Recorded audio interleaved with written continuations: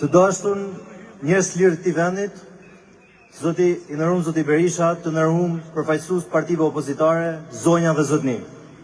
Ashneri madh për me fol para gjithë këtyre njerëzve.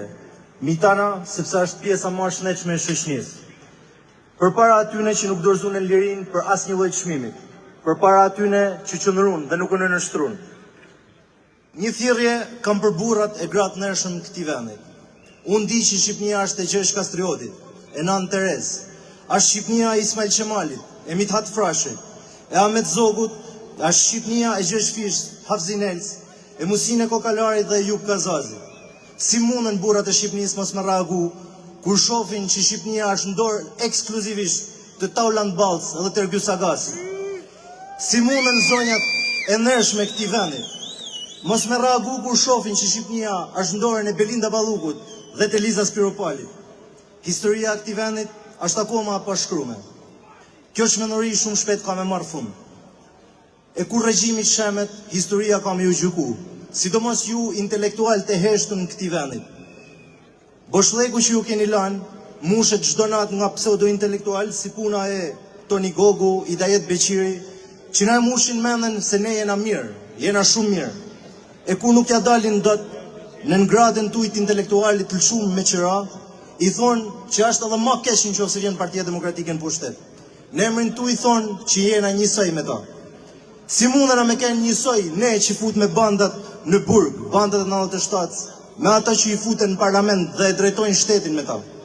Si mundena me kenë njësoj ne që lidh me çdo shqiptar, çdo fshat, çdo komunë, çdo qytet, me rrugë, lidh me çdo shqiptar këtij vendit, me shërbimin shëndetësor, me arsimin dhe i dha me mundësinë për zhvillim ekonomik? Si mundena me kenë njësoj ne me ata që dëbunë 1.1 milion shqiptarë?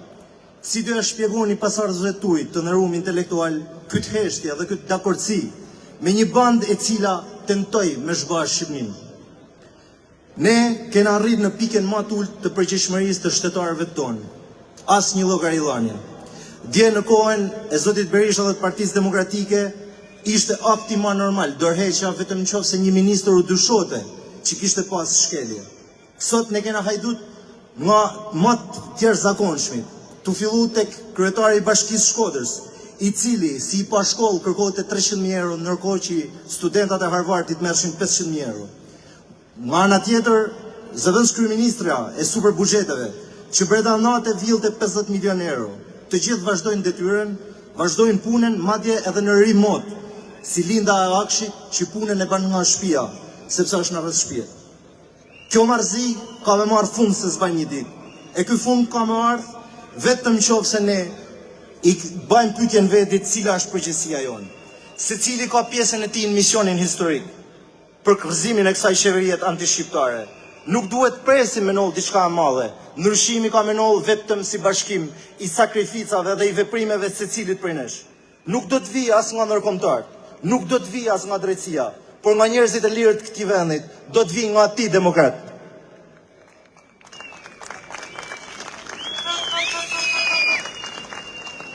Që regjimit mundet fillimisht, ne duhet me pas bindjen e plotë që ata thehen. Regjimi e din këtë punë. Dhe për këtë arsye ka frikë sa herë që ne mbledhna, sa herë që ne reagojmë. Ata janë munduar në 12 vite me na përçmu, me na ul, me na përqesh. Regjimi me gjithë makinerinë e tij të propagandës bën çmosin e zhvlerësuar rezistencën tonë. Por mbeso, ditën kur historia shkruhet vërtet, qendresa jonë ka mu majt mend gjatë në histori, do të shkruhet me shkronja të arta dhe ajo ditë nuk është larg. Mos harroni që kena kaluar në gjithë këto vite, sidomos vitet e fundit. Kishim përballë gjithë botën në kuptimin e mirë të fjalës. Kishim përballë gjithkëm. Dhe na përqeshnin se si ne guxoshim me fol për demokracinë në ditë më të vështira të Shqipërisë. Prej 2500 vitesh ne historia na tregon të kundërtën. Perikliu në Athinën e lashtë ishte i rrethuar nga jashtë me armiqtë e saj dhe brenda saj i dënuar nga mortaja për më u zhduk jo vetëm politikisht, por edhe fizikisht. Dhe gjene që banë Perikliu në ditë e fundit tia, manë fjalimin e famshëm demokracisë që sot ka ulltu në shekuj. Dhe të njëjtën gjë Partia Demokratike e ka ba, duke i dhanë shembull jo vetëm Shqipërisë, por gjithë botës se si rezistohet përballë diktaturave. Sot Shqipëria ka opozitë dhe opozita është në kam falë Partisë Demokratike. Si çdo autokrat, edhe Rama ka me ra. miqtë e regjimit do ta braktisin anijen të parë. Dhe drita ka me lind prapë për Shqipërinë. Dhe rrezja e parë që do të binë me fytyrat e qendrëtarëve që e mbrojtën Shqipërinë nga zhbamja. Ajo dritë ka me ra mi ato që mbrojtën demokracinë, mbrojtën drejtat, lirit e shqiptarëve, kur tjerë zgjellën komoditetin, zgjellën largimin dhe dorëzimin e Shqipërisë te kjo bandë kriminale. Do vi dita e njerëzit kanë me ju nëru për aq që jeni, për shërbimin që i keni bë këtij vendit.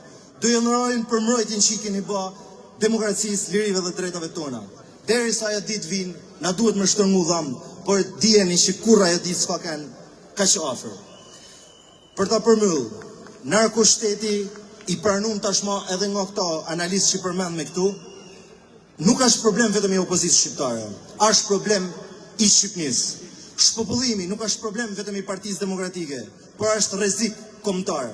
Dhënia e Shqipërisë hajdutëve strategjik e krimit të organizuar nuk është problem vetëm i Sali Berisë, por është i çdo shqiptari që ka vendosur me ndërtu të ardhmen në këtë vend. Thirrja jeme është për këto që ndiqën dhe shef.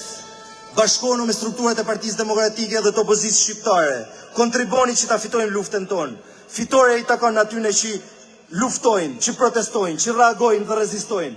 Luftojmë regjimin kudo që ndodhet derisa të arrijmë zemrën e çdo shqiptarit.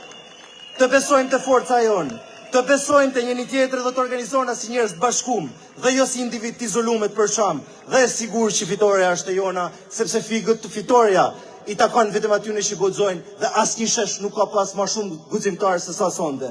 Rrof Partia Demokratike, rrofshin shqiptarët e lirë, rrof Shqipëria me shqiptarët.